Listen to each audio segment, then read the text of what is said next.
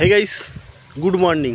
তো আশা করছি তোমরা সবাই ভালো আছো, আর তোমাদের আশীর্বাদে আমিও খুব ভালো আছি। তো আমি আজকে সকাল সকাল চলে এসেছি, দেখতে পাচ্ছ একটা কাস্তে হাতে নিয়ে আমাদের ধানের খেতে, ধানের জমিতে। তো আজকে এসেছি ধান কাটতে। তো দেখতেই পাচ্ছ আমি অলরেডি ধান কাটা শুরু করে দিয়েছি।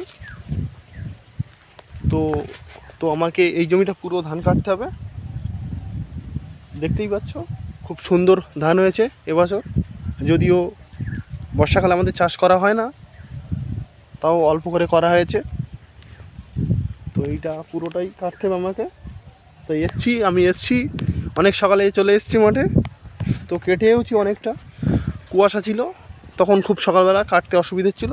তো এখন মোটামুটি রৌদ্রে উঠে কুয়াশাগুলো চলে গেছে।